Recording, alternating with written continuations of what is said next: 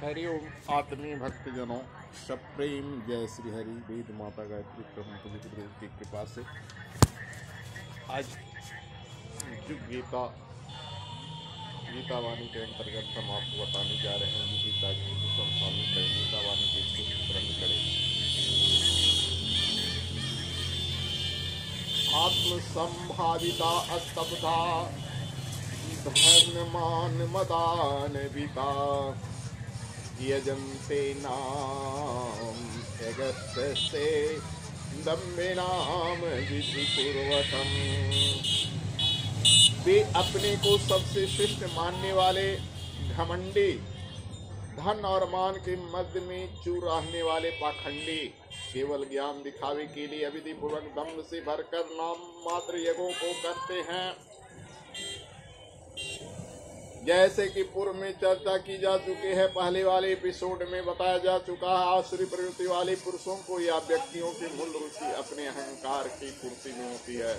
इसलिए उनको लगता है कि वे श्रेष्ठतम हैं, उनसे बढ़कर उनसे ऊपर और कोई नहीं हो सकता। इसके लिए प्रगति का अर्थ भी प्रतिद्वंद्विता हो जाता है। वो जीवन में आगे बढ़े इतना उनके लिए पर्याप्त नहीं होता, बल्कि वो दूसरे से आगे बढ़े उनके जीवन का प्रमुख लक्ष्य हो जाता है। इसलिए जीवन का प्रत्येक आयाम उनके लिए एक तुलनात्मक दौड़ हो जाता है, जिसमें वे दूसरों से ऊपर सबसे श्रेष्ठ दिखने का घमंड बरकरार रखना चाहते हैं। ऐसे प्रवृत्ति वाले मनुष्य यदि धर्म भी करते हैं तो उनका धर्म भी उनका धन के प्रदर्शन और मद की संतुष्टि में बदल जाता है। वे मंदिर बनवाते हैं तो चाहते हैं कि वे स्वर्ण जड़ित हो और सबसे बड़ा भव्य हो, सबसे विशाल हो। वे यज्ञ करते हैं तो उसके पीछे देवत्व के बांटने के, त्याग के, मानवता के बलिदान के सूत्र को भूल बैठते हैं और करोड़ों रुपए खर्च करके यज्ञ को मानने लगते हैं। देखा जाए तो यह भी उनका अहंकार की यात्रा का एक अंग है। उनके लिए दान का अर्थ और बड़ों से बड़ा दान, मंदिर का अर्थ और ऊंचा से ऊंचा मंदिर, उनके लिए धर्म का मात्र इतना प्रयोजन रह जाता है कि वो धर्म भी उनके अहंकार को, उनकी शिष्टता को छूट करता है।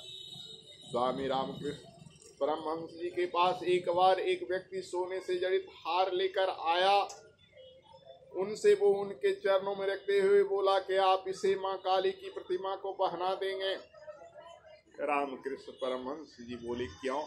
वह व्यक्ति बोला यह हार सबसे महंगे वाले सोना का है, सबसे बेहतरीन सोनार से बनवाया है, माँ को यह हार जरूर अच्छा लगेगा।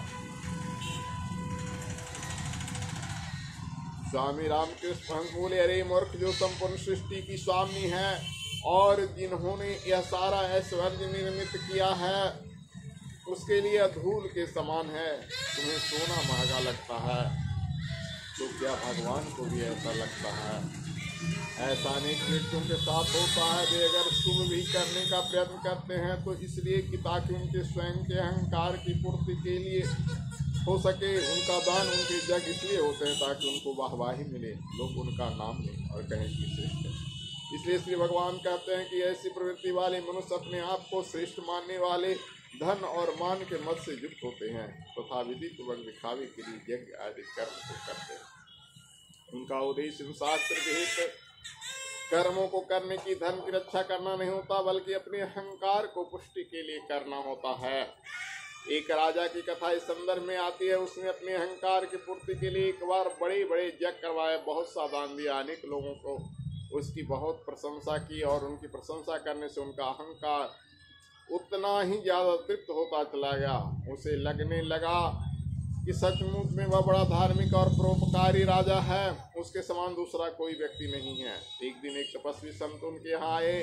राजा को लगा कि उनके धर्मार्थ काज को देखकर वे इसकी प्रशंसा करेंगे। उसने अपना खजाना दिखाया, उसमें अनेक रत्न पड़े थे, हीरे जवाहरत थे। सब दिखाने के बाद राजा ने उन संत को इस आशा से देखा कि वे उसकी तारीफ करेंगे, प्रशंसा करेंगे, लेकिन संत बोले यह क्षणभंगुर है, राजा ने इसमें सुख नहीं, जो शाश्वत नहीं है उसमें सुख या धर्म ढूंढना तुम्हारी मूर्खता है।